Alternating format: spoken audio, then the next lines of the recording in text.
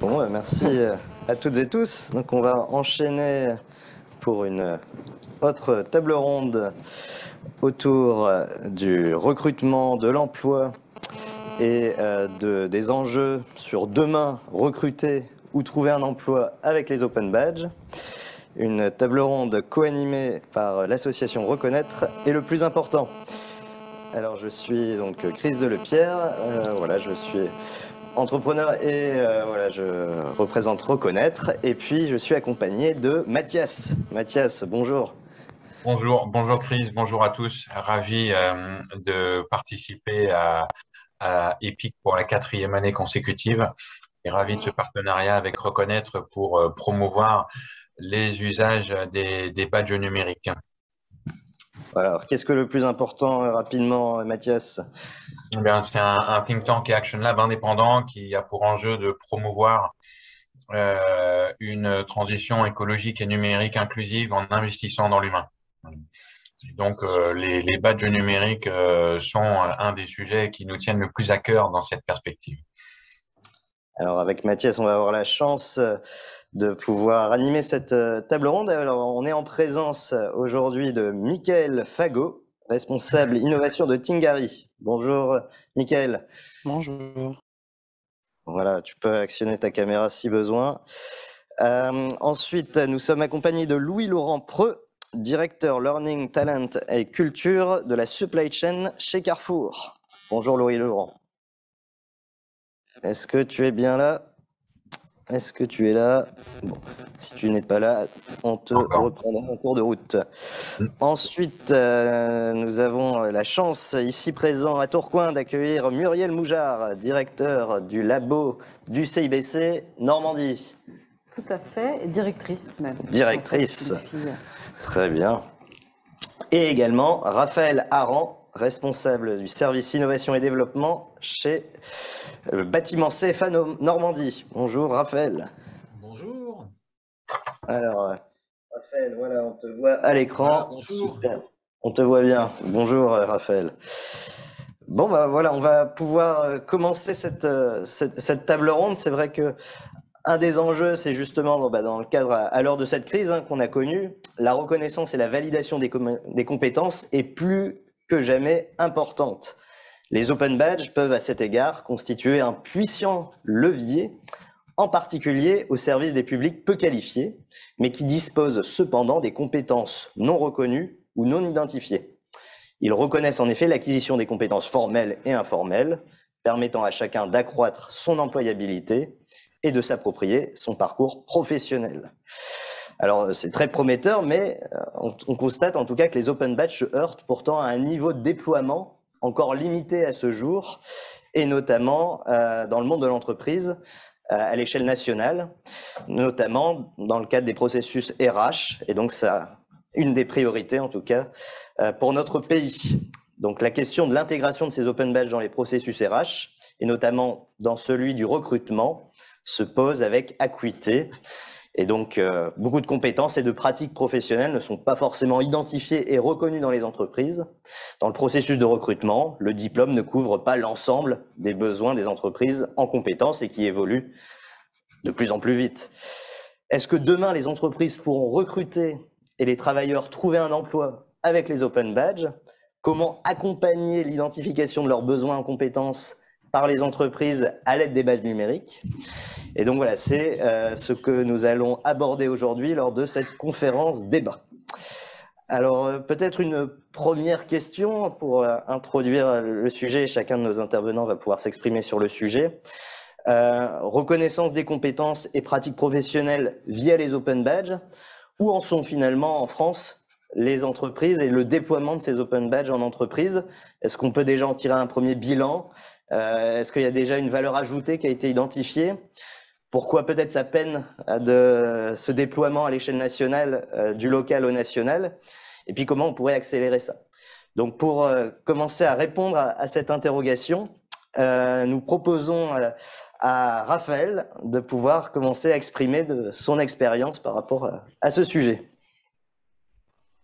On a effectivement un retour d'expérience qui va être un grand régional, puisque chez Bâtiment CFA Normandie, on couvre l'ensemble de la région Normandie, où en sont les entreprises, eh bien l'acculturation n'est pas encore très importante. Il faut en avoir conscience et c'est pour ça qu'on a lancé un process depuis maintenant un peu plus d'1 an où en fait on les accompagne à comprendre ce que sont les open badges et on demande aussi à l'entreprise, à nos entreprises, donc on a 3700 entreprises du bâtiment actives et chez Bâtiment CFA Normandie, qui représentent toute taille, de l'entrepreneur individuel à la major du bâtiment. Toutes les majors sont représentées chez nous. On demande à ces entreprises d'accompagner les jeunes en fait dans la validation pour avoir une acculturation sur les open badges, dans la validation des badges des jeunes, qui sont des reconnaissances de micro-compétences.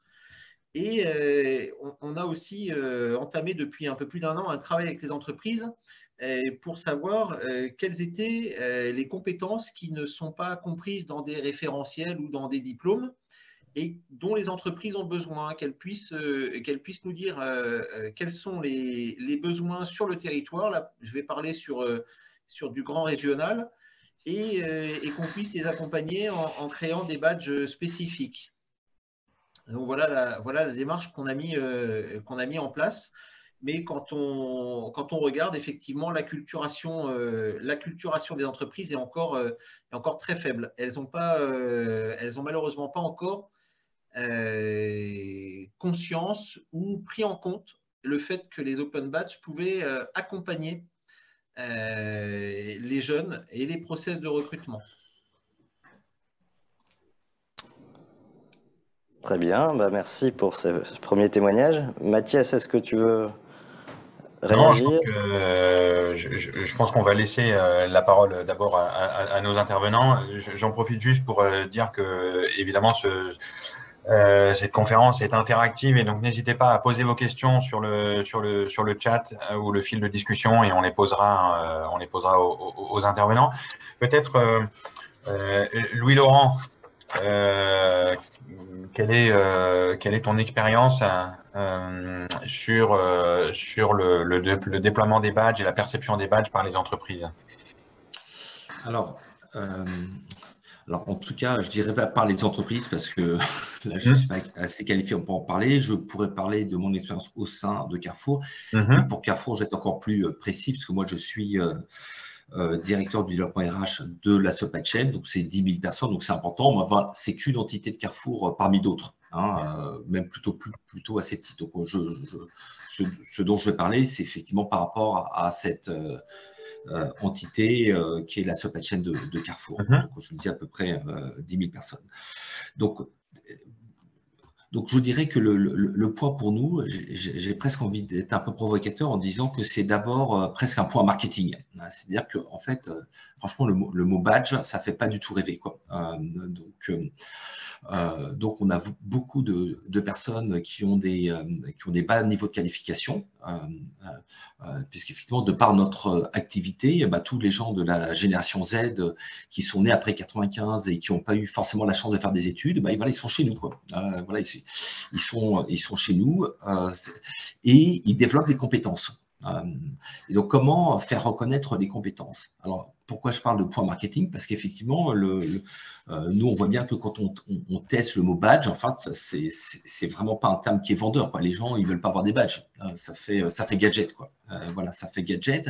Donc, je pense qu'en revanche, on peut faire l'idée sans l'appeler comme ça. Voilà, ce qui compte, après tout, c'est de donner des reconnaissances de compétences aux gens, mais sans forcément parler de badge. Voilà. Et donc, concrètement, maintenant, pour répondre à ta question de façon plus concrète, donc comme dans toute entreprise, on développe 2 types de compétences. Donc, les compétences pour pouvoir occuper son poste de travail. Donc, celle-ci, il n'est pas question il n'est pas question, pour le moment en tout cas, de les badger. Donc elles sont, vous avez évidemment, comme j'imagine le font les autres entreprises, donc vous avez un livret avec l'historique de vos formations, etc. Bon, là, je n'en parle pas, c'est assez classique. Et vous avez un deuxième type de formation, qui est les formations liées à l'employabilité. Parce qu'il ne faut pas oublier que l'État nous demande aux entreprises de dire, voilà, les entreprises doivent, autant que possible, maintenir l'employabilité des personnes. Et donc là-dessus, c'est là-dessus que pour nous, en tout cas, on pourrait appliquer la notion de badge, même si on ne les appelle pas comme ça. Et en particulier, avec nous, ces personnes qui ont souvent des bas niveaux de qualification, mais ça ne veut pas dire que c'est des idiots, loin de là, hein, c'est une question parfois de chance dans la vie. Eh bien, on utilise un dispositif qui est vraiment un dispositif de badge, hein, d'ailleurs, hein, même s'il n'en porte pas de nom, hein, qui est le dispositif CLEA, qui permet de mesurer un certain nombre de compétences qui sont hors du champ professionnel. Voilà, dans CLEA, par exemple, on va vérifier votre capacité à savoir calculer, raisonner. Vous avez un autre item, on va vérifier votre capacité à s'exprimer en français.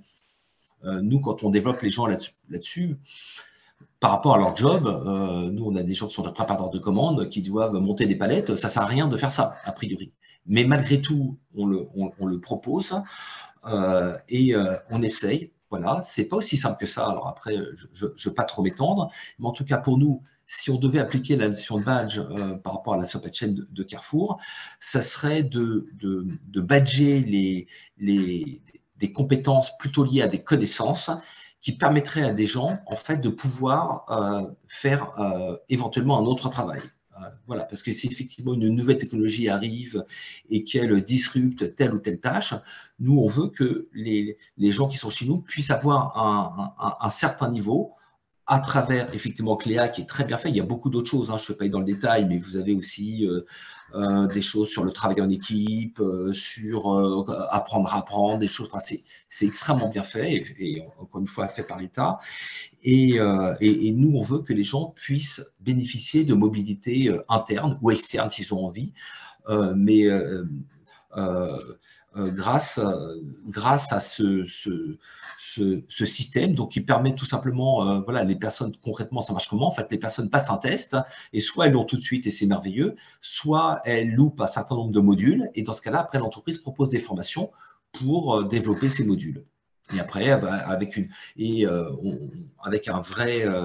cérémonie, patati et patata. Et pour le coup, nous, et c'est peut-être là qu'on est un peu traditionnel, parce que vraiment, on ne veut pas employer le mot badge, parce que pour ces gens-là, ce qui est important, c'est le mot diplôme, d'autant plus que quand on va sur le site du ministère du Travail, quand ils parlent de ce fameux socle de compétences et de connaissances et de compétences professionnelles qui est CLEA, il est bien marqué, vous allez sur le site, CLEA est un diplôme. Alors moi, d'un point de vue RH, pour moi, je n'appellerais pas ça un diplôme, hein, ça serait plus une certification.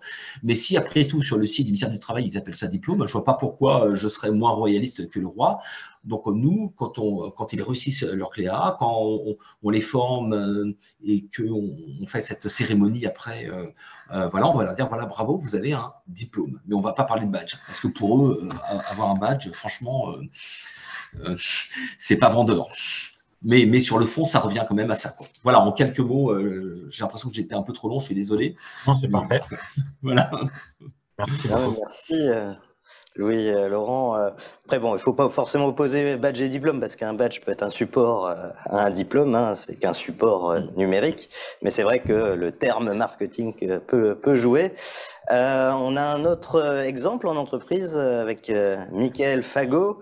Donc, avant voilà, de travailler dans ce cabinet Tingari, bah, tu as travaillé chez Renault. Peut-être explique-nous un peu ton expérience justement de cette mise en place de badge en entreprise. Bonjour Chris, justement, on s'est rencontré à Renault. En fait, du coup, en effet, on a mis en place à Renault un certain nombre de badges. J'essaie de le remettre en place à Tingari et je le propose systématiquement à nos partenaires, notamment dans les réponses aux appels d'offres, etc. Il y a 4 étapes pour moi qui sont clés. Tout d'abord, l'intérêt ou le kick-off. Quand on présente un badge, c'est tout le temps « Waouh, oui, c'est intéressant ». Donc, ça vient répondre à un certain nombre de sujets qui sont perçus comme prioritaires par les DRH. Donc, que ce soit à Renault ou à Tingari, wow, tu nous présentes super un objet qui permet de répondre à un certain nombre de sujets. En général, le kick-off se passe très bien.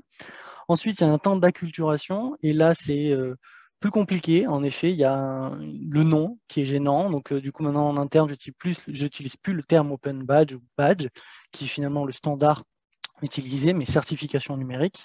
En essayant de le séparer de la certification qualifiante, en tout cas en essayant d'éviter une jonction de notions. Et ensuite, il y a une partie d'acculturation sur la forme de l'Open Badge qui est très particulière parce que le badge a une forme un peu particulière et un peu ovni pour les DRH ou les directions générales, etc. Donc, il y a toute une acculturation à faire autour de ça. Oui, c'est des badges que tu peux voir en extérieur. Oui, c'est sur des plateformes en général ouvertes comme Open Badge Passport, etc. Ensuite, il y a une étape de processus. C'est là où ça bloque. C'est finalement cette étape de processus qui empêche le déploiement à l'échelle pour moi.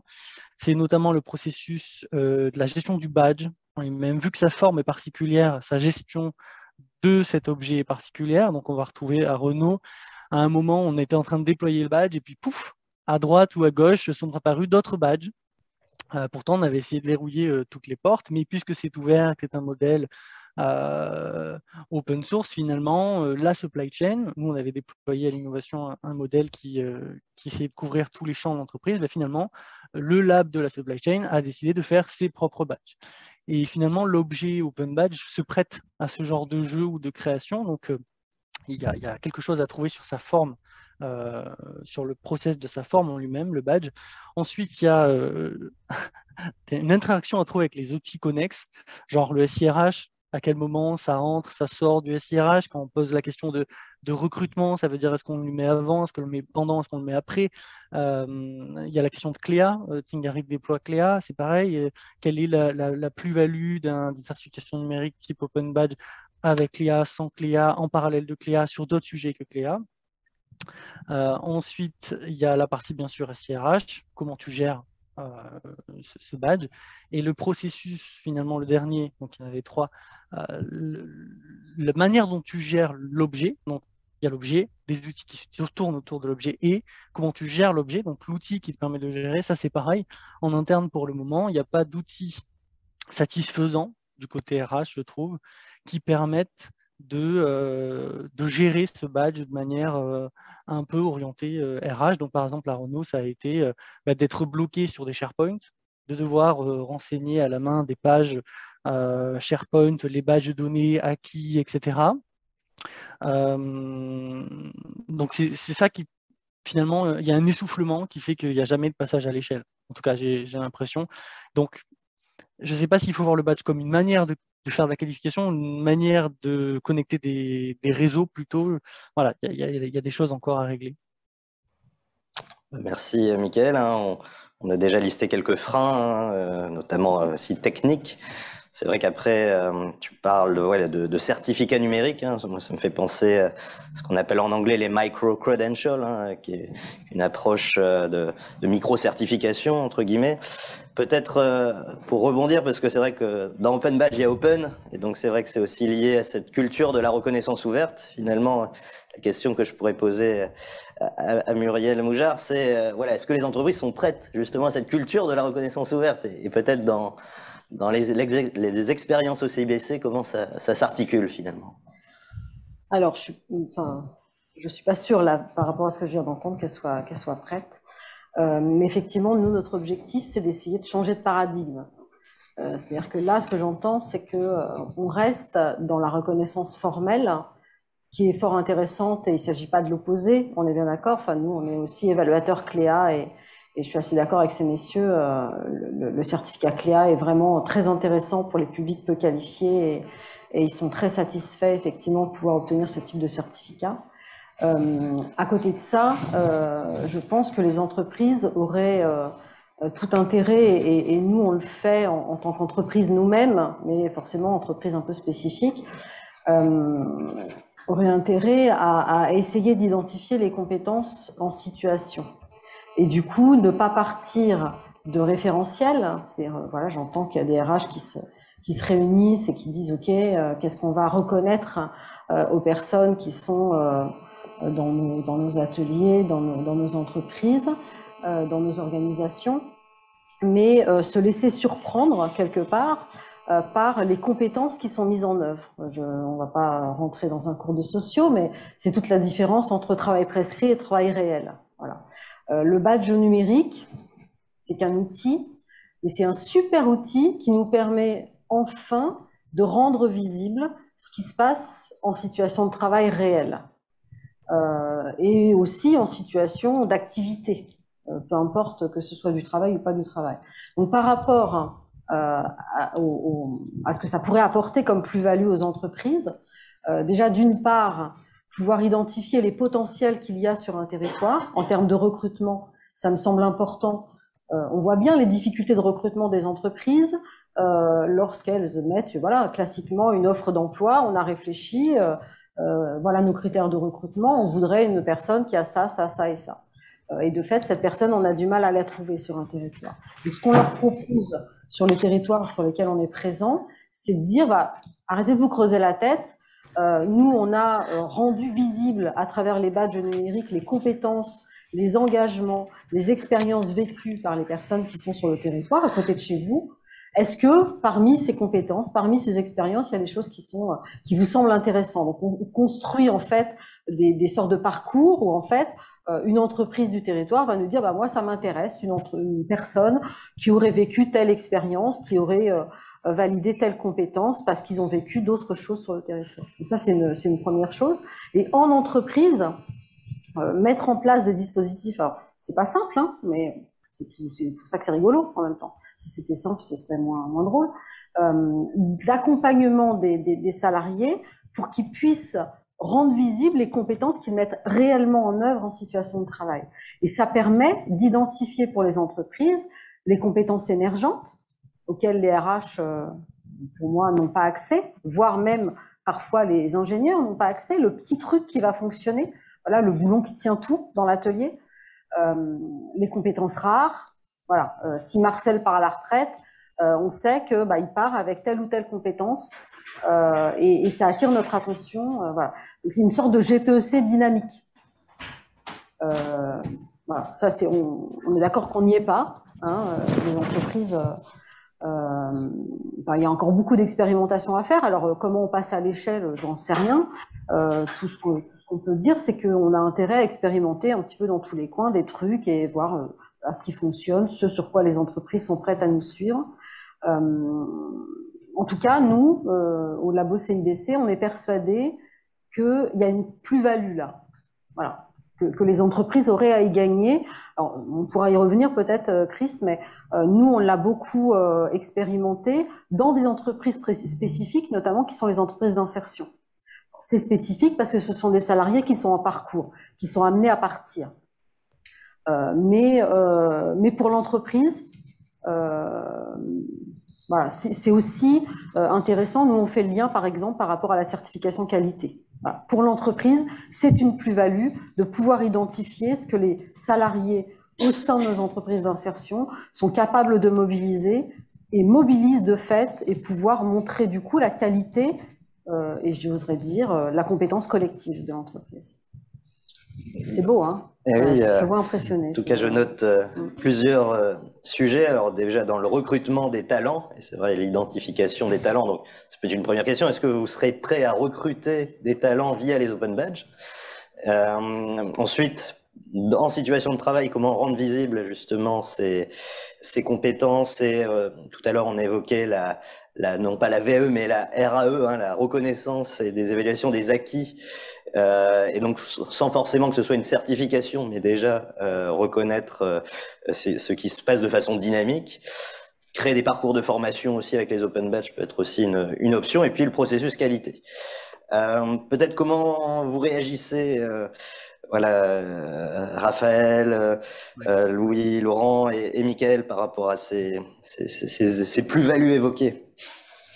Je me permets, je me lance, je rejoins Muriel hein, sur comment on met en valeur ces compétences spécifiques. On est vraiment dans cette démarche, le fait qu'on soit aussi organisme de formation. On a 2700 jeunes tous les ans qui sortent avec le même diplôme. eh bien, les badges numériques, et chez nous, c'est aussi comment toi, jeune, qui sort avec le même diplôme CAP que les 700 autres sur le territoire normand, comment tu peux être mis en valeur pour ton recrutement parce que tu as un socle de compétences qui sont les compétences que tu as obtenues avec ton diplôme, mais qu'est-ce que tu as fait en plus, qu'est-ce qui te met en plus en valeur, quelles compétences, que ce soit des soft ou des hard skills, hein, peu importe, mais quelles compétences tu portes toi en complément et comment on peut les valoriser. Et c'est là que, alors je rejoins un peu tout le monde, hein, le terme de badge est un peu compliqué et ardu, mais comment on met en valeur ces compétences. Et on se sert aujourd'hui des open badges, hein, très clairement, puisque ce que j'évoquais tout à l'heure, hein, si on prend un référentiel diplôme, on a une quinzaine de compétences, hein, eh bien, nous, pour un CAP peintre, si je prends un CAP peintre, on va avoir les 16 compétences du diplôme, mais on a, pour un CAP peintre, 19 badges. Et donc, on a les compétences qui sont les plus en complément, les compétences qui sont les plus régulièrement mises en œuvre en entreprise et qui sont valorisables par des jeunes. Donc voilà, en complément de ce que disait, hein, Muriel Moujard, on est aussi dans cette démarche, hein, de l'accompagnement des compétences autres et qui peuvent permettre de vraiment montrer la qualité que l'on porte en soi pour avoir des facilités à être recruté. Après, pour terminer, hein, je ne dis pas que c'est facile, hein, les entreprises n'ont pas encore toute cette vision des choses, mais c'est aussi qu'est-ce qu'on teste, qu'est-ce qu'on essaie, qu'est-ce qu'on met en œuvre actuellement pour faire en sorte que ça puisse se développer et passer à l'échelle. peux me permettre pour rebondir, à moins que quelqu'un veuille rebondir avant, c'est premier qui saute. Vas-y. Je pense qu'il y a une question, au fond de cette question, c'est la chaîne de valeur. En tout cas, un DRH ne donne pas la même valeur, c'est malheureux, mais c'est comme ça, à un badge auto-créé par un collaborateur en disant tiens, moi j'ai telle et telle compétence. Tout de suite, on aura l'impression que c'est du subjectif et pas du réel. C'est pas du vécu, mais du perçu. Du coup, voilà, ce sera toujours, en tout cas pour le moment, bien sûr, à force peut-être que ça changera, mais je pense une utopie que de dire un jour le badge va venir valider le recrutement. Il y aura toujours une part de humain, il y a un entretien. C'est comme si, en fait, pour moi, un badge, c'est une preuve, au même titre que d'avoir passé une formation. Alors, je m'explique. Par exemple, en interne, on a voulu mettre les open badges comme outil dans les entretiens professionnels. Finalement, ça a été tellement dur de leur donner de la valeur, parce que finalement, on pouvait récupérer ces badges soit dans un lab, soit à travers une formation, etc., soit donné par une communauté de facilitateurs, que finalement, on est plutôt arrivé au constat que c'était une preuve au même titre qu'un certain nombre d'autres preuves, comme une lettre de motivation, même si c'est plus le mood. Du coup, pour moi, ça passerait la valeur par des chaînes de confiance. Donc, par exemple, ce badge qui a été écrit ou récupéré par le collaborateur ou la personne qui candidate a été endossé par une entreprise qui est potentiellement une entreprise qui soit la même que la nôtre. Par exemple, là, si à Tingari, je suis en train de créer des badges, je suis en train de essayer de les coller au référentiel. Malheureusement, on reparle de référentiel de Syntec. Pour dire, voilà, si je le donne à ce badge à un collaborateur, s'il va ensuite dans une autre entreprise qui fait partie de Syntec, on a un langage commun qui fait que du coup, ce badge aura plus de force dans le process de recrutement. Je ne sais pas si je me suis bien exprimé. Ouais, mais pourquoi vous avez dit malheureusement on a dû repartir sur un référentiel? Pourquoi?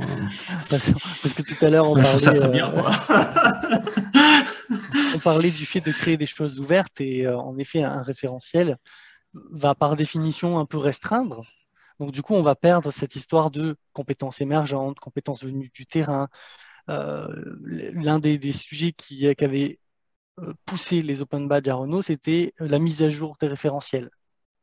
Et que comme on avait des référentiels compétences qui commençaient qui n'étaient pas forcément mis à jour chaque année, bah, on avait des compétences qui apparaissaient dans les badges qui étaient différentes de celles des référentiels, voire les mêmes mais qui avaient changé de terme, voire qui étaient devenus liquides ou hybrides de deux autres compétences, notamment avec la méthode agile ou les DevOps, l'informatique, etc. Bref. Du coup, en effet, on essaye de recoller à travers parfois le badge par le recrutement à quelque chose de très structuré, alors que le badge est par lui-même un objet déstructuré. Mais oui, malheureusement, c'est tout à fait subjectif et pas du tout, c'est pas un jugement de valeur, pardon. Non. Moi, je trouve très intéressant ce que vous venez de dire sur le fait que c'est pas le badge en tant que tel qui a de la valeur, c'est les chaînes de reconnaissance et qui endosse le badge plutôt que le badge, le badge lui-même. Et merci pour ce retour d'expérience sur le fait que vous avez essayé d'utiliser les badges dans les processus de recrutement et que, si je comprends bien, l'expérience n'a pas été concluante. Processus RH au global. Ça veut dire là, c'était quelle valeur on donne au badge quand on traverse un moment RH. Donc là, l'entretien professionnel, si je veux demander une augmentation, si je veux changer de poste, si je veux demander une formation, etc., quelle valeur on lui donne à ce badge? Avant d'avancer, on a peut-être faire un point sur les questions. Donc, on a demandé à Louis Laurent Preux si c'était ce qui s'était reconnu, c'était la totalité de Cléa ou un domaine ou une compétence. C'est un peu dommage d'ailleurs, parce que là, pour le coup, dans l'esprit des badges, il faudrait pouvoir reconnaître chaque partie en elle-même. Mais ce n'est pas le cas pour le moment, quoi. Faut vraiment, c'est l'ensemble qui est reconnu, quoi. D'accord, on passera le message à Pix. Ok, Sophie Oloa, comment les encadrants techniques se saisissent des open badges en SIAE? Donc, en structure d'insertion par l'activité économique. La difficulté, c'est pas tellement que les encadrants techniques s'en emparent, c'est qu'il faut que tout le monde s'en empare en même temps. Donc en fait, forcément, on peut pas introduire de la reconnaissance ouverte dans une entreprise sans évoquer la notion notamment d'organisation apprenante. C'est-à-dire que c'est toute la façon de gérer l'entreprise qui est impactée par la reconnaissance ouverte. Donc en gros, pour vous donner très concrètement les choses, on se met tous autour de la table, on se dit ok, quelles sont les compétences qui sont essentielles dans l'activité qui nous concerne. Donc là, par exemple, nous, on a une entreprise d'insertion qui a une plateforme de réception d'appels téléphoniques. Voilà, qu'est-ce qui est important quand on répond au téléphone? C'est la capacité à faire plusieurs choses en même temps, parce que voilà. Mais c'est les salariés en parcours, avec l'aide de l'encadrant technique, l'aide du conseiller en insertion pro, etc., qui vont déterminer quelles sont les compétences qui leur semblent, eux, importants à mettre en œuvre, et aussi des badges qui me semblent encore plus importants, qui sont de reconnaître ce qui se passe à côté. Donc, on a 2 badges pour donner des exemples un petit peu concrets. Un badge « Je suis prêt », qui dit après la première phase d'intégration, donc en gros, avant d'être autonome sur le poste de travail, je peux répondre au téléphone tout seul. Il y a 2 semaines à peu près qui se passent. Eh bien, c'est le salarié en parcours qui est invité à demander son badge quand il se sent prêt. C'est pas l'encadrant technique qui détermine ok, là, je te sens compétent et on va pouvoir te lancer sur le poste. C'est le salarié qui dit qu'il se sent capable aujourd'hui là de prendre le téléphone tout seul, parce que ce qui est le plus important que d'identifier les compétences, c'est de développer le sentiment de compétence. Ce qu'on veut, c'est que nos salariés soient engagés. Et pour ça, il faut qu'ils soient... Qui est-ce qui donne de la valeur au badge ou à la compétence? C'est la personne qui le vit déjà.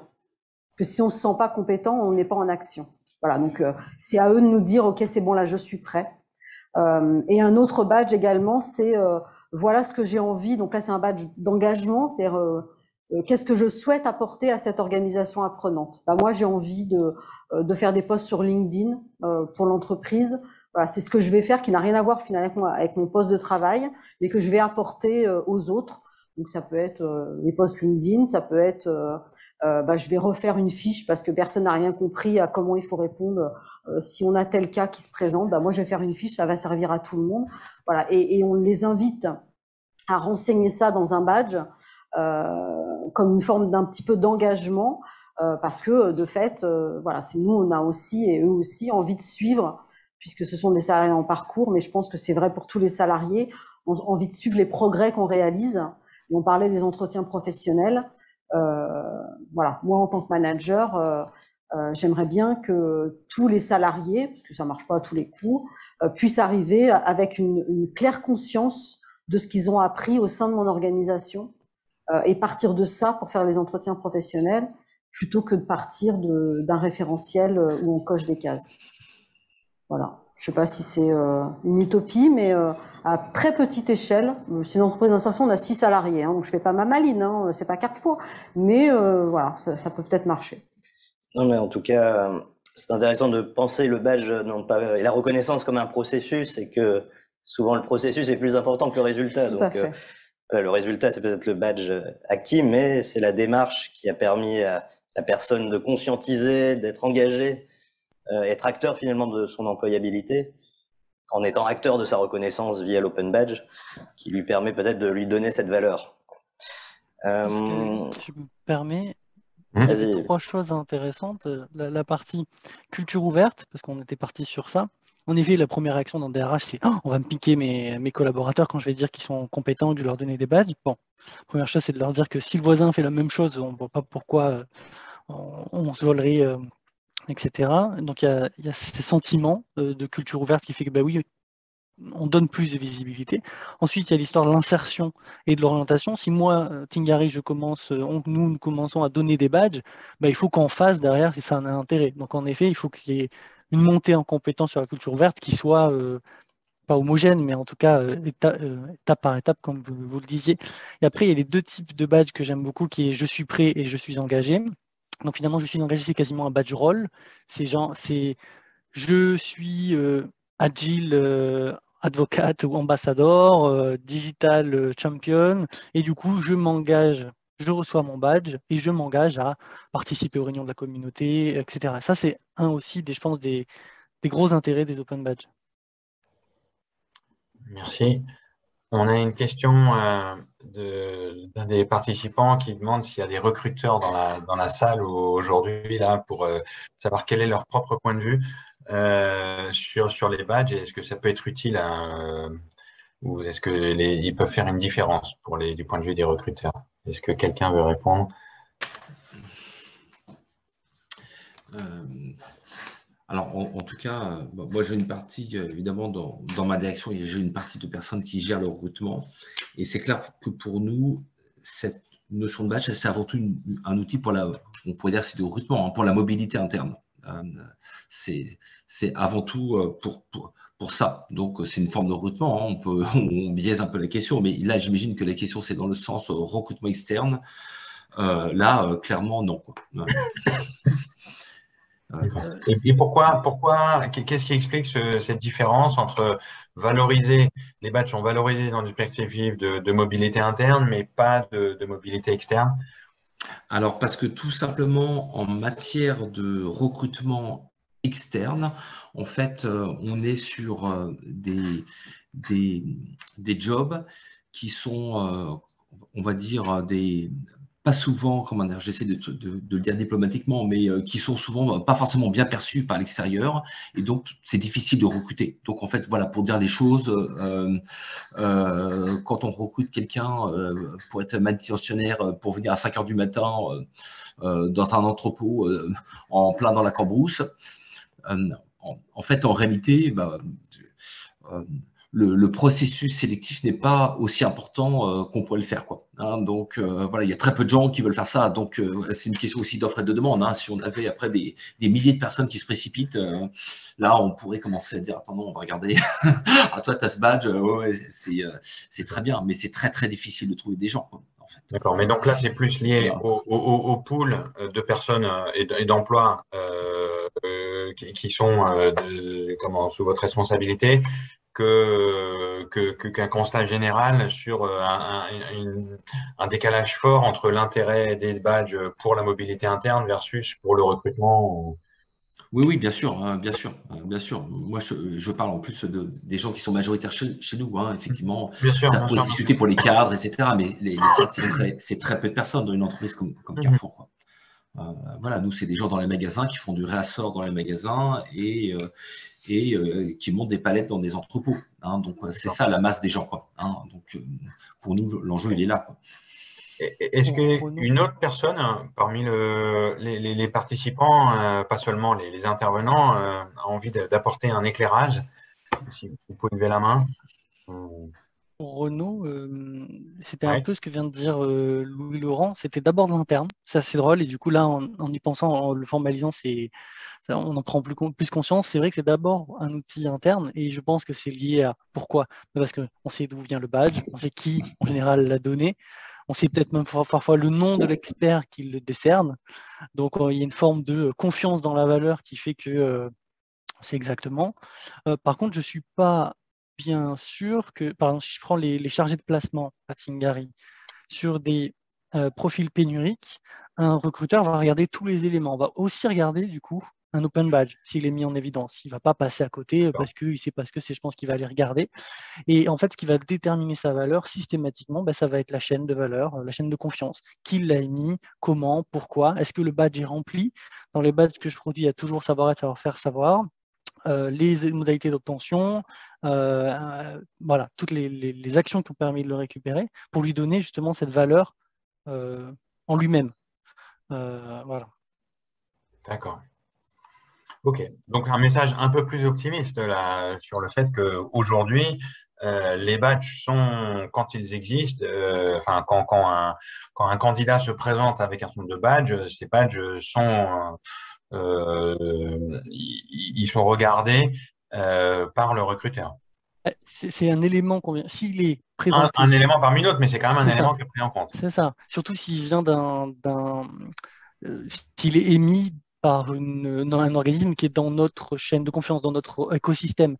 Par exemple, si on voit arriver, donc à Tingari, on a beaucoup de conseillers en insertion, si d'un coup on voit arriver un collaborateur, futur collaborateur avec des badges de certification numérique émises par AFPA Transition, ben oui, en effet, c'est un gage supplémentaire de confiance dans ses compétences ou ses capacités. Mais c'est pas ni un élément sommatif qui va valider, ni c'est plutôt comme un élément, comme si vous aviez fait une formation. D'accord. Alors, voilà, pour information dans le chat aussi, Mathias du CBC Pays de la Loire indiquait également qu'il y avait un travail sur un futur module e-learning, un outil pour préparer et acculturer les employeurs et les recruteurs open badge compatible à justement peut-être s'acculturer, trouver des arguments, etc. Muriel, tu voulais réagir? Oui, je voulais juste donner un exemple. Tout à l'heure, j'ai donné des exemples de ce qui pouvait se passer au sein d'une entreprise. Là, en termes de recrutement, juste un exemple de ce qu'on peut faire, nous, sur Saint-Lô notamment, parce que c'est le territoire que je connais le mieux. L'idée, c'est d'aller voir les entreprises et de leur dire voilà le potentiel qu'il y a sur le territoire à travers les badges de compétences que nous délivrons à tout un tas de personnes qui sont, nous, on dit en parcours de reconnaissance, essentiellement des jeunes. Et ça me fait penser à monsieur Carrefour qui disait nous, on recrute des manutentionnaires. Bah, même pour recruter des manutentionnaires, il y a des critères qui sont souvent non dits. Lorsqu'on a des personnes effectivement qui sont prêtes à travailler, mais qui, ça fait, je sais pas, 10 ans qu'ils n'ont pas travaillé, ou ils ont un peu la tête de travers. Bon, bah, des fois, c'est pas évident de passer le stade ni de l'entretien de recrutement, ni de la boîte d'intérim, si ça passe par l'intérim. Donc là, l'idée, c'est de donner sa chance à ces personnes-là, parce que justement, à travers un parcours de reconnaissance, elles auront montré qu'elles ont eu un badge j'ai réussi à faire du calcul mental lorsque j'ai fait une expérience à la banque alimentaire, par exemple. J'ai fait une expérience. Lors de cette expérience, j'ai pu calculer des choses rapidement. Ok.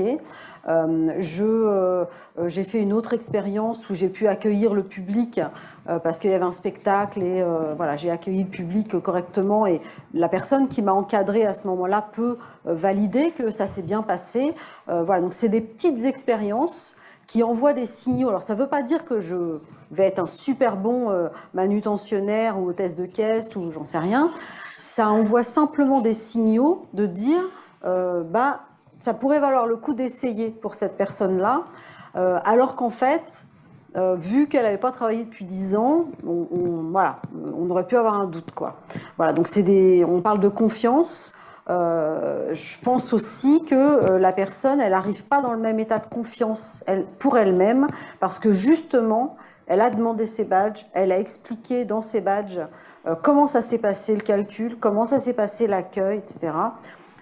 Et du coup, c'est pas la même personne véritablement qui arrive lors de l'entretien de recrutement ou à l'agence d'intérim. Voilà, parce qu'elle est un peu regonflée. Et voilà. Et du coup, encore une fois, petite échelle, hein, on est d'accord, ça peut aussi fonctionner pour du recrutement. C'est mon témoignage du jour. Donc c'est possible, hein, le badge comme un peu un objet totem qui va permettre aux travailleurs, en tout cas aux demandeurs d'emploi, de faciliter l'expression de son et de expérience. Favoriser la confiance en face. Enfin, nous, au tout début, on est allé voir les entreprises en disant OK, à qui vous feriez confiance?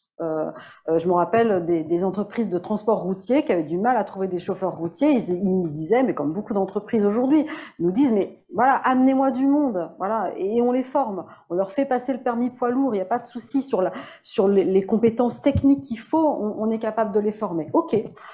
Et du coup, si on pense un parcours de reconnaissance en amont, vous feriez confiance à qui? Alors, je vous livre comme ça, on n'a pas tout développé, mais à l'armée. Réponse des transporteurs routiers. S'il y a un gars qui sort de l'armée, moi, ça m'intéresse. OK, respect des consignes, machin, on a développé ça en termes de compétences. Et le sport. Alors, on n'a même pas essayé, j'avoue, de travailler avec l'armée. Par contre, avec les clubs sportifs, ça nous a semblé plus sympa. Et du coup, voilà, faire des parcours pour aller vers ces entreprises-là, en disant, bah voilà, on n'est pas complètement sûr qu'il va respecter les consignes, mais en tout cas, on sait qu'il respecte l'arbitre.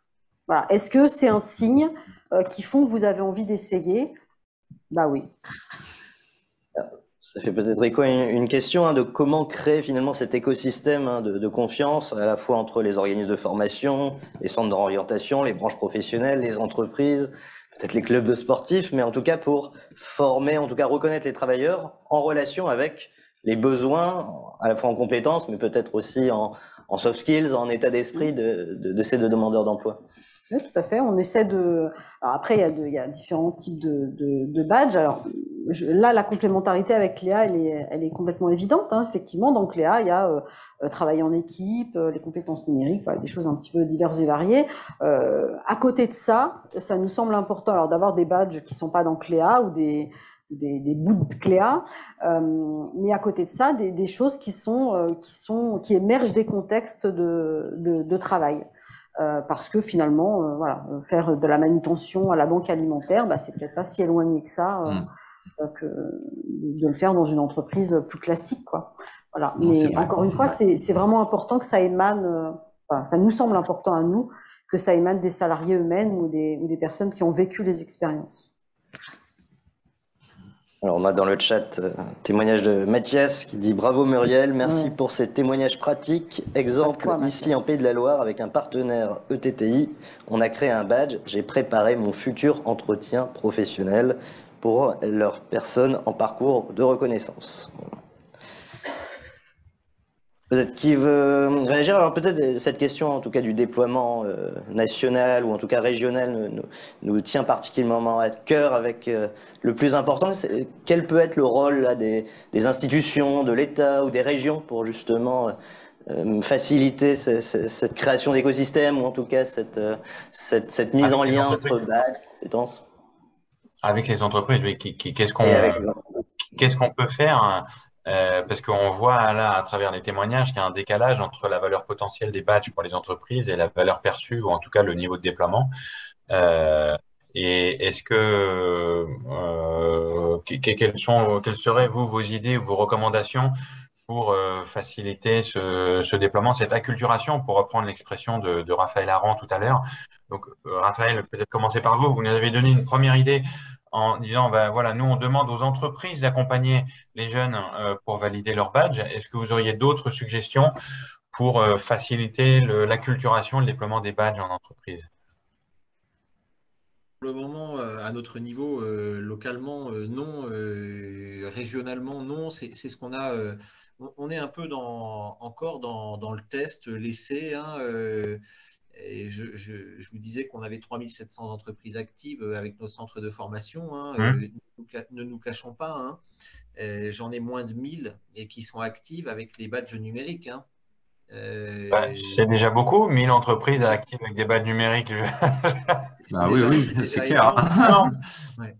Mais pour l'instant, c'est plus pris comme c'est plus un jeu entre guillemets. On n'est pas encore effectivement, on n'a pas passé le Rubicon je vais m'appuyer.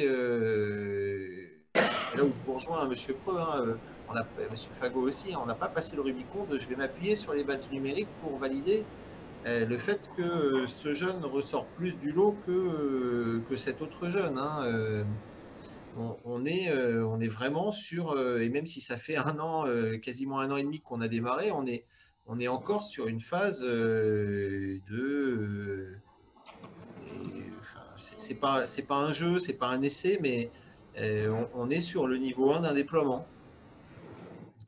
On n'est pas encore, on n'arrive pas effectivement à passer ce cap. Et comment, je vous rejoins là, Monsieur Dufour, comment on fait pour créer et faire grandir l'écosystème? Eh bien, là, je suis preneur d'éléments parce que j'ai pas forcément la réponse. D'accord. Et parmi les 1000 entreprises, parce que encore une fois, c'est quand même considérable, même si c'est des usages limités, on comprend, hein, c'est quand même considérable d'avoir 1000 entreprises qui sont impliquées dans des badges. Je dirais pas qu'elles les utilisent au quotidien, mais est-ce qu'il n'y en a pas quelques-unes qui sont un peu plus avancées que d'autres et en allant les voir, en cherchant à comprendre qu'est-ce qui font qu'elles se sont un peu plus prises au jeu, pour reprendre votre expression?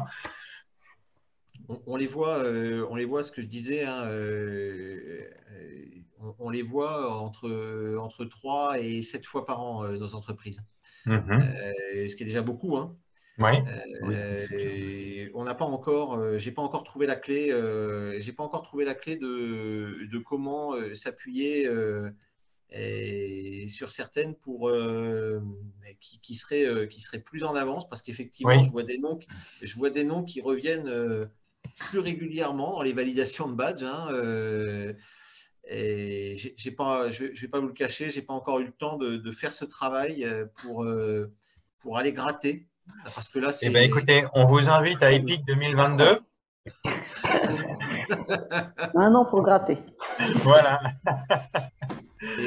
Mais oui, parce que là, on est sur de la mécanique de précision, si je peux l'appeler comme ça, hein, puisque on n'a pas encore fait ce passage à l'échelle. Et oui, il va falloir, malheureusement, oui, il va falloir passer par là, il va falloir aller gratter un par un pour savoir pourquoi ça fonctionne plus qu'ailleurs. Ok. Michael, tu voulais intervenir? Oui, je me demande à chaque fois si on ne se trompe pas de sujet. Alors, pas la question, mais est-ce que c'est pas, j'ai l'impression qu'on questionne toujours le badge en lui-même, pour lui, l'objet, et pas l'écosystème. Donc, par exemple, ce que je disais tout à l'heure, c'est que il y a l'exemple d'IBM, super, boîte numérique. Par contre, ils ont créé leur propre outil de gestion. Donc déjà, il n'y a pas d'outil de gestion pour des entreprises simples qui leur permettent de gérer. Il y a Open Badge Factory, Open Badge Passport, Badger, etc. Mais de gestion RH, je crée un référentiel, etc. Où je crée des cartographies, des cartes heuristiques avec mes badges, etc. Et ensuite, il n'y a pas d'impulsion générale pour le moment. Il y a des impulsions individuelles, d'entreprises, d'acteurs, mais il n'y a pas d'impulsion générale, il n'y a pas de démarche nationale, il n'y a pas d'acteurs comme Pôle emploi qui promeut l'utilisation de badges. C'est qu'à des toutes petites échelles, par exemple, j'imagine Hauts-de-France, Normandie, etc. Mais il n'y a pas de déclenchement de quelque chose qui pourrait dire à une entreprise, bon, maintenant tu y vas parce que ça va servir.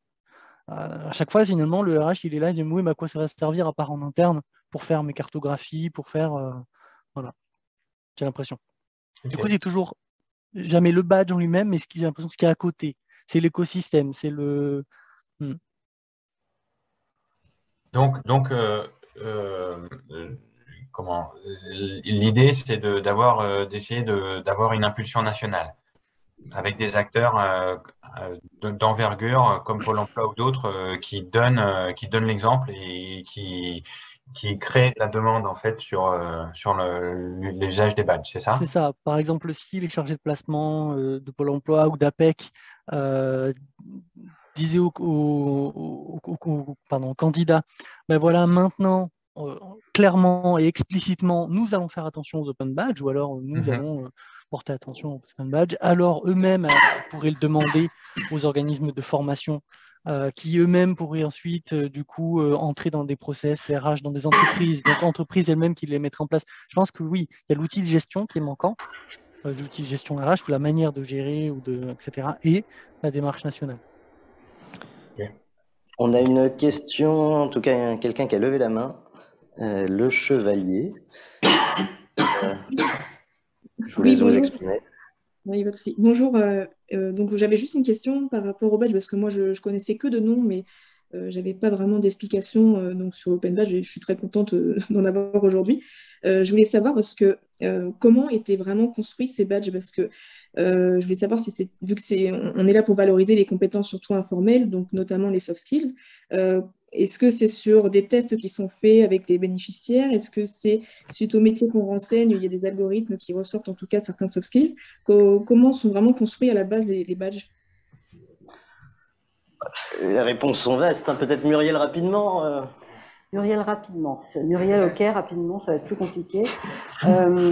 Nous concrètement, voilà, la façon dont on s'en sort, c'est que on se met autour d'une table et on dit, ok, du coup pour travailler, là, il s'est passé quoi dans cette situation de travail? Ou alors, ça peut nous arriver. Je pense que j'ai un exemple qui est très parlant. On a fait un badge, je gère mon identité numérique. Voilà. On a fait deux groupes, un groupe de conseillers et missions locales et un groupe de jeunes.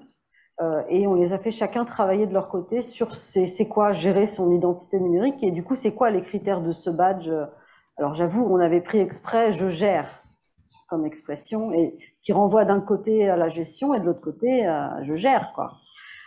Et vous vous doutez bien du résultat qu'on a obtenu, quelque chose qui est très lié à la sécurité numérique et au sérieux du côté des conseillers et du côté des jeunes, plutôt le nombre de likes, voilà, je gère grave mon identité numérique.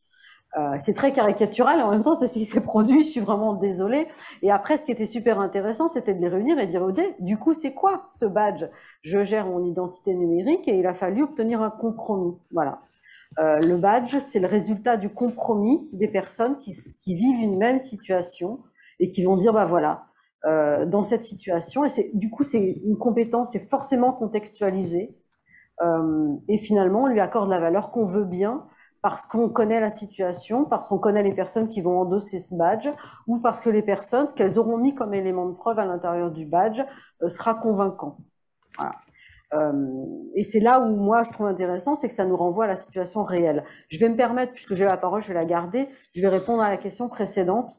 Nous, en Normandie, on a une grande chance, c'est qu'on a réussi à convaincre, et j'espère que d'autres régions vont y arriver, à convaincre notre conseil régional qu'il fallait faire pas seulement des badges, mais de la reconnaissance ouverte. Et pour moi, le point clé, c'est ça, c'est que les écosystèmes qui disent « Ok, on utilise des badges », le fasse dans cet esprit de reconnaissance ouverte, ce qui fait que le Conseil régional de Normandie n'a pas sorti un énième référentiel. Il a dit, OK, on va endosser les badges qui émanent des territoires, qui émanent des organisations, qui émanent des entreprises, ou même des personnes qui sont sur ce territoire. Et on va organiser, alors du coup, souvent ce qu'on nous renvoie, c'est, waouh, le bazar, quoi. Et ça veut dire qu'il y a 15 badges qui reconnaissent la même chose, un à Saint-Lô, un à Cherbourg, l'autre à Évreux, oui, mais c'est normal, c'est le bazar de la compétence, des expériences, tout le monde vit les mêmes et en même temps c'est pas tout à fait la même. Et du coup l'idée c'est d'aligner tout ça. Et je pense qu'on a déjà eu ce débat là à d'autres moments. Toute la question maintenant, c'est de trouver les solutions techniques, et ce ne sera pas moi qui la trouvera, d'alignement dynamique par rapport à ces compétences dynamiques et ces expériences dynamiques, plutôt que de fossiliser un certain nombre de choses. Nous avons une question dans la salle, un charmant interlocuteur. Alors, très rapidement, parce qu'on arrive à la fin. C'est une question, c'est une question qui va peut-être plutôt s'adresser à monsieur. On n'entend pas. Viens. Rapproche-toi de moi. Hop, voilà, avec le micro. Bonjour à tous. C'est une question qui va plutôt s'adresser à monsieur Fagot et à monsieur Preux. Alors, au-delà d'un certain nombre de choses qu'on a déjà précisées, l'importance des écosystèmes, des partenariats, de la confiance qu'on va donner, ce qui a bien été précisé, est-ce qu'il n'y a pas, c'est une question très naïve que je pose, que j'assume, en tant que recruteur, est-ce qu'il n'y a pas dans le badge, et j'ai bien entendu un certain rejet qui peut se comprendre par rapport à ce standard, est-ce qu'il n'y a pas aussi quelque chose de convaincant dans le badge par rapport à la singularisation de la reconnaissance? C'est-à-dire, lorsqu'on recrute, évidemment, on cherche à être rassuré sur la présence de compétences par rapport à un poste, etc. Mais on recrute aussi en cherchant la perle rare, en tout cas celui qui va se singulariser par rapport à l'autre, ou celle qui va apporter pleinement, satisfaction par rapport à un profil qu'on cherche. Est-ce que ce qui réside là, dans la reconnaissance ouverte, avec la possibilité de singulariser une reconnaissance, c'est-à-dire que, contrairement au diplôme qu'on a évoqué tout à l'heure, qui sera le même pour toute une promotion qui sortira de l'année de formation, là, le badge, quels que soient les mentors, quels que soient l'endosseur, il demande une documentation, une réflexivité, une production de la personne qui va donner accès à ce qu'il est ou à ce qu'il a mobilisé. Est-ce que cette singularisation, elle ne serait pas intéressante pour vous à terme? Et au-delà de, dans plusieurs années, est-ce que vous serez prêt à aller voir à l'intérieur des badges pour avoir accès à cela? Est-ce que ça, c'est quelque chose qui ne serait pas convaincant? Ou est-ce que ce n'est pas là une des clés qui serait susceptible d'être intéressante par rapport à une gestion RH des badges? Ce sera à peu près un des mots de la fin. Donc voilà, je laisse les intervenants réagir et répondre. Alors moi, ma réponse elle va être très rapide. Évidemment, oui, cette idée de singularisation, elle est très intéressante. Alors je ne pourrais pas, hélas, développer parce que je suis désolé, mais à 13h, je dois reprendre une call dans mon travail. Mais effectivement, je ne vais pas redire moins bien ce que vous avez dit, mais effectivement, je pense que c'est un vrai plus. Merci. Voilà, je suis désolé, je suis obligé d'arrêter là. On a fini. Et Michael, peut-être pour... C'est exactement ce que je disais tout à l'heure, mais avec d'autres mots, du coup, qu'a dit du coup la personne qui posait la question. Quand tu es en face d'un profil pénurique, genre là, les conseillers, avec un turnover assez important, tu fais une recherche Google, quoi. On ne dit pas forcément, mais on va chercher d'autres informations autour. On va voir s'il n'a pas et son profil LinkedIn et son profil Viadeo, même si c'est un peu passé de mode. Bref, on va chercher toutes les informations disponibles. Et le badge fait partie, quand on cherche un profil pénurique, des éléments de preuve qu'on récupère sur la personne, obligatoirement. Sur un RH, il prend tout ce qu'il peut, et un recruteur. Et en fait, ce qui va définir sa valeur, ça va être, comme on l'a dit tout à l'heure, d'où vient ce badge? Est-ce qu'il y a des informations dans ce badge? Est-ce que l'endroit d'où vient ce badge, c'est quelqu'un de mon écosystème de confiance? Est-ce que je fais confiance ou pas à ce badge, etc. Mais oui, c'est ça, c'est tout à fait ça. Mais même maintenant, en fait, on dit plus tard, mais dès maintenant, un open badge est un élément de preuve qui n'est pas en tant que tel ajouté dans les candidatures ou dans les éléments à donner en candidature, mais qui est une preuve qui tourne autour de la candidature. Au même titre que j'ai fait une formation sur Fun, j'ai fait un MOOC sur Fun, etc. C'est cet ordre-là. Ok. Raphaël. Écoutez, un très grand merci à vous. Je pense qu'on a terminé. Je crois qu'on a répondu à toutes les questions. C'était très intéressant. Manifestement, il y a encore du chemin à faire. Et donc, on vous invite à EPIC 2022 pour voir où est-ce qu'on en sera. Et donc, avec une keynote conférence d'introduction d'1h30 de Raphaël Aran, qui nous fera un compte-rendu détaillé de l'état d'avancement des badges dans ces 3700 entreprises en Normandie. Non, je blague, mais ça serait vraiment intéressant d'avoir ce retour d'expérience 1 an plus tard, parce qu'il y a où on en est, mais il y a la dynamique aussi. Et comment évoluent les usages des badges dans ces entreprises. Encore une fois, 1000 entreprises qui se sont acculturées ou ont commencé leur acculturation avec des badges, c'est un vivier particulièrement intéressant. Encore merci à tous et bonne continuation d'EPIC 2021. Merci Mathias pour cette intervention. En tout cas, voilà, utopiste ou réaliste de recruter des badges, de recruter des personnes avec les open badges. L'utopie, ce n'est pas l'irréalisable, mais l'irréalisé. Et donc, voilà, il y a plein de belles questions. Alors, on enchaîne, je ne sais pas au niveau de la programmation d'Epic. Pause repas, super. Bon appétit à tout le monde. Hello aux internationaux. On a Alexis de Floride qui a suivi cette table ronde. Et puis on vous donne rendez-vous juste après le repas. Oui, 1 heure de pause. Très bien. Merci. Merci bien.